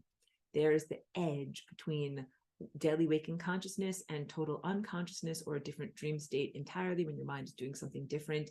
That is actually a shared reality space that the Australian Aboriginals call the dream time. It is referred to in many different wisdom teachings and different cultural, contexts recognize it. And it is a place where many multiple people can speak, from ancient antiquity to a future that is not yet experienced, across dimensions, other times and places. Everybody can be there. So it is similar to like an internet chat room, where you can have people in an internet chat room that might live in China, and some of them might live in South America, and some of them might live in the United States. Very different places, but they all get together and they talk to each other in the same chat room. That is what that place between waking and dreaming is. It is a shared space where many different consciousnesses, some of whom are alive, some of whom are not alive, some of whom once were alive but now are considered dead or ascended, or some of whom were never alive but are just consciousness impulses, are there, or the potential for being alive. Consciousness can be there in all of its many different states, and also can be moving at various different rates, because like how fast are you moving is a big question in terms of the speed of light, and how do you get through these solar portals? You have to be moving at the speed of light. So beings that are moving at different rates of fastness are also able to overlap or coincide in order to commingle and interact with each other in that shared space. And then also there are on the positive side, I call it Dream Academy. There's all sorts of different dream academies. There's all sorts of different amazing teachers that are there. Sometimes I am a teacher teaching others in Dream Academy. Sometimes, like Lucy is a lovely student of this class. She reported to me, oh yeah, last night in the Dream Academy, she doesn't call it that, but you were teaching me and a lot of other people how to sun gaze in the dream world. And I'm like, yep, I do that. And I do that, and I do that, and I know that I do that, and I do it intentionally because I can actually reach many, many hundreds of more people than I can reach by doing a video or talking with someone on the phone. So it's actually just a very efficient way for me to be able to share what I know with others. And also there's a lot more mind to mind, bypassing of the mouth, just direct. Let me just give you all the information that without the laborious talking about it, to be able to impart these rather abstract concepts to people directly in dreaming. And then there's negative stuff too. Like I always want to give the verbal energy to the positive, but I want to warn you about the negative.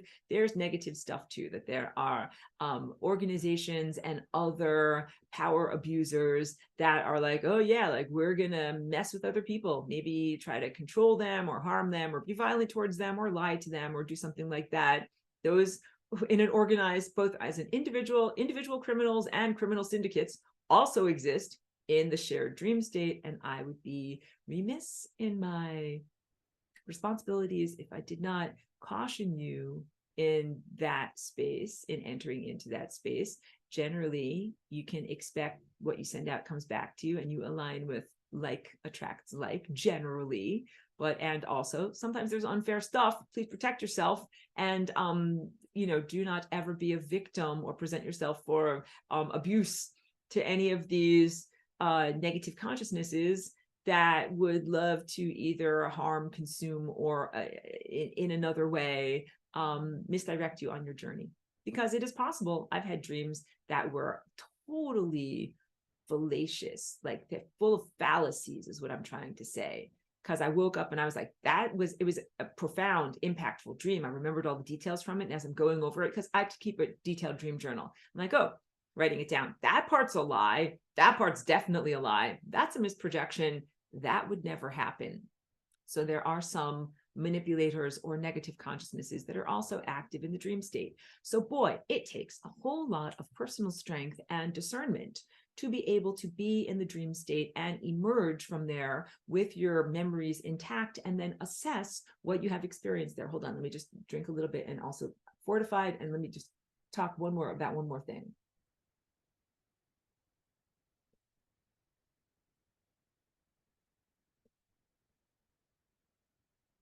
The journey of going into sub or super consciousness while you go to sleep at night and then emerging with your memories intact is analogous to the journey of death or going through a sun star portal for stellar transportation of consciousness. It is also analogous to continuity between lives when looking at the physical, biological, cellular death.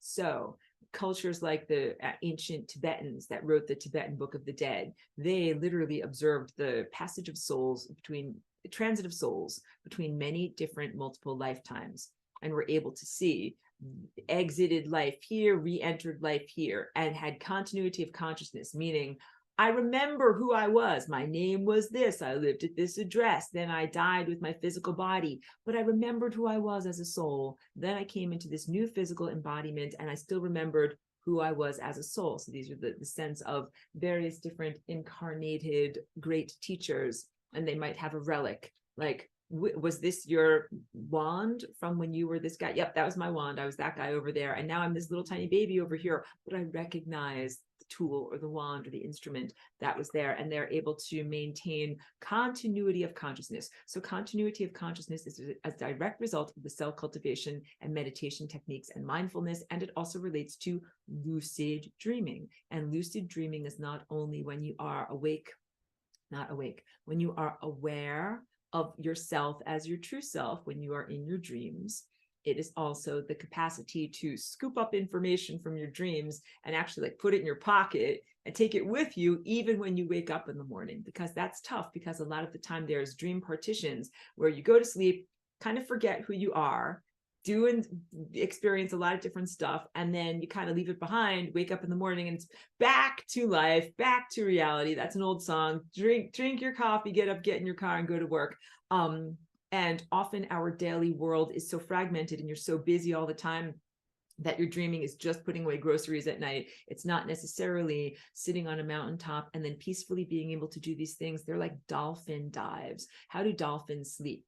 First of all, they sleep both hemispheres, like 1 second at a time. They alternate with one hemisphere at a time. They don't sleep with both hemispheres at the same time. And they often sleep while doing these amazing, like up above the surface of the water, down below, because they have to breathe. They have their blowhole. They have to breathe. When you are practicing meditation, you are entraining your brain to make these beautiful dolphin-like leaps and dives in great regularity. And then you are able to maintain your brain coherence even when you go to sleep at night. You remember, so in my dreams often, and I wasn't always this way because I struggled with epilepsy for many years, but now my brain is really like profoundly healed.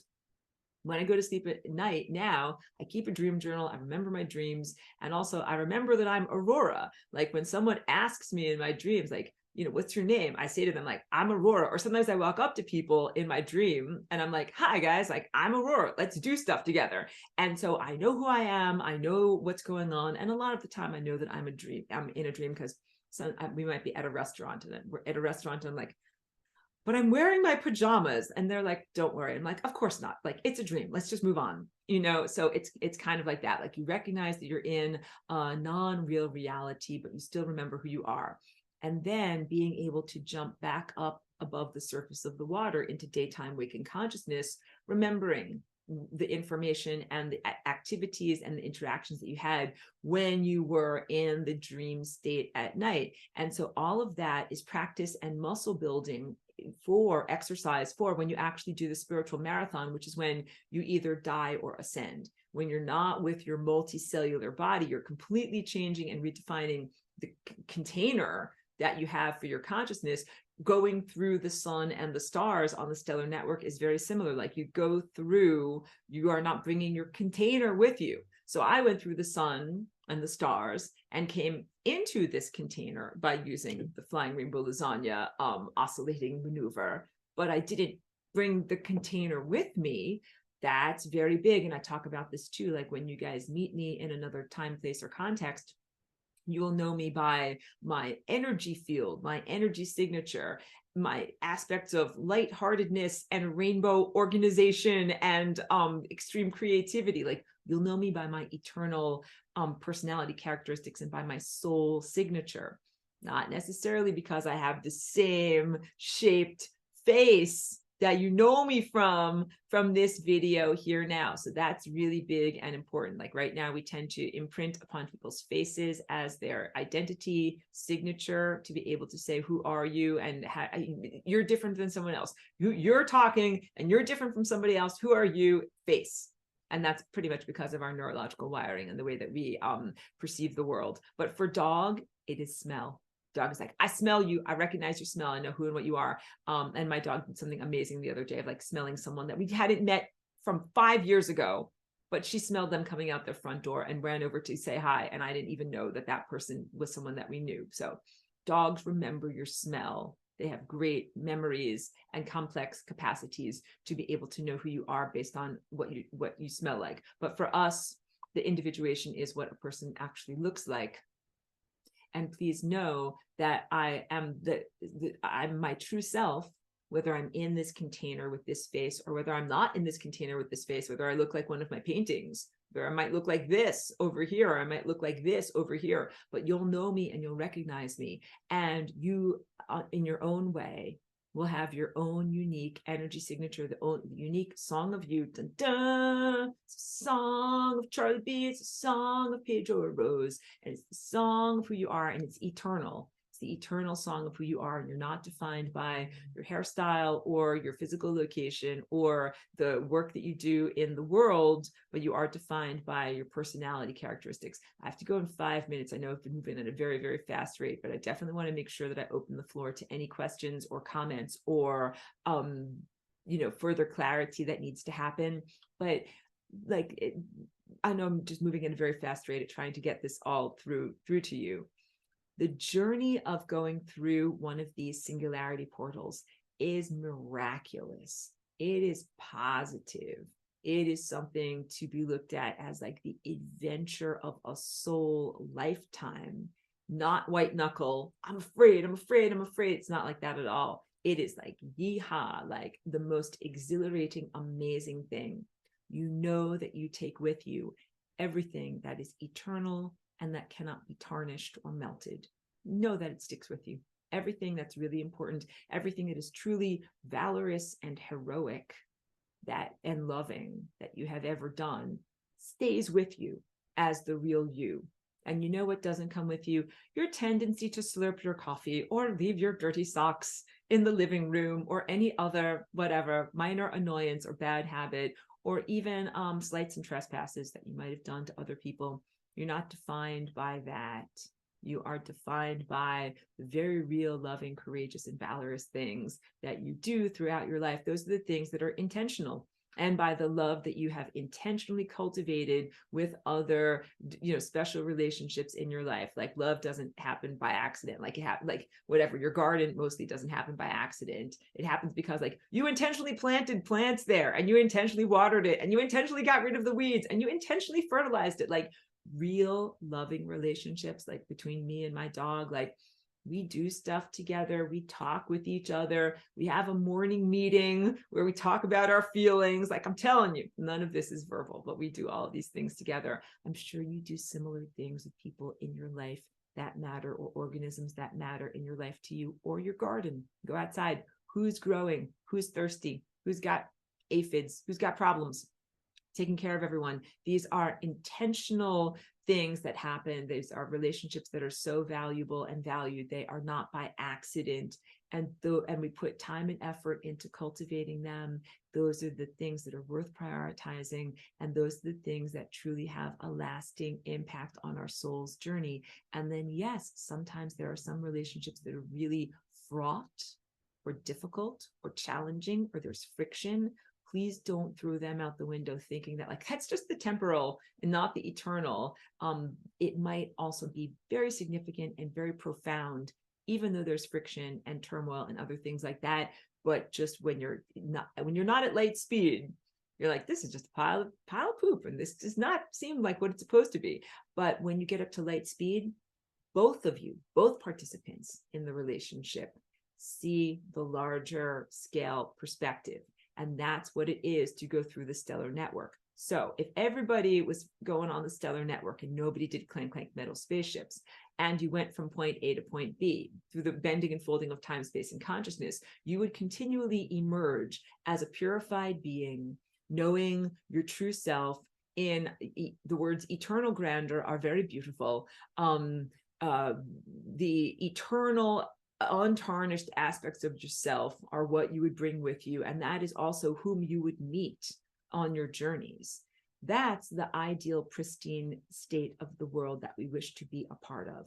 Very, very different than the sense of immature or troubled or perturbed or unhealed aspects of self that get into a clank metal spaceship and physically fly across vast linear distances from point A to point B and emerge with all of their baggage, with all of their unhealed problems, and with all of their difficulties that they are then ready to explore and perpetrate upon you. Not good, not cool. So the whole idea of this using only the stellar network means that you are an impulse that has been cultivated to the point that you are mature enough and refined enough, literally like metal that doesn't have impurities, refined enough to be traveling on this network, to be interacting with other consciousnesses that are also traveling on that network. And then, of course, you have beautiful experiences that have everything to do with the perspective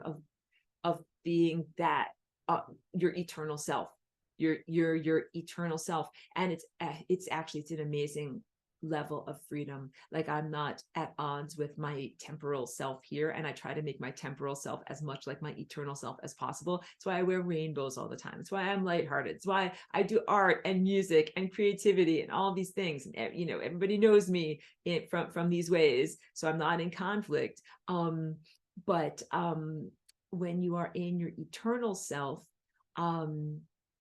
it's only the truest parts of you, only the things that really last, only the things that really matter. You don't have to worry about your coffee cup or your teddy bear or anything that is extraneous. It's just the real, your essence. It is the essence of you. And you are also surrounded by many, many others who are the embodiment of their essence, with nothing distorted, false, or extraneous about them. It is essence, pure signal, pure intelligence, no static on the line. And that is what the coherent light family is. And that is what ascended masters are. And that is what is in inevitability for you to experience in reaching your levels of culmination. So Pedro says, love the lasagna. Thanks for sharing it with us. Thank you, as always. Thank you, Pedro. You always say love the lasagna. I feel the love. I send it back to you. And I thank you so much for being a student for so many years and for being here and for the thoughts that you share. So let me wrap it up, because I do have to jump into my car in 5 minutes. Joanne says, IMO, in my opinion, it's a great relief to not have to bring baggage with us. Totally with you. I stand up and cheer. I completely agree. It's actually one of the most challenging things is of like this bad thing that happened, and this trauma that happened, and this thing that happened, and this impurity, and that's not who I truly am. It is so free. When you travel light, you are just yourself as light. You are just yourself as this pure love tone, pure waveform frequency, and none of the baggage. And it's an amazing feeling. And then that is also the level of creature that you're interacting with, organism, the level of consciousness and organism that you are interacting with is similarly that free. It's part of what freedom is, and that coherent, and that clearly defined. And then you have a different type of adventure that is not about like the ego conflict and this type of stuff. That is more about this type of stuff of just being completely free, and the creative interactions that happen on the level of purity. Words fail me. It's an amazing music. Amazing music happens at that level of consciousness artistry. That's a good note for me to end on. So we'll end the recording for right now. Thank you very much, everyone.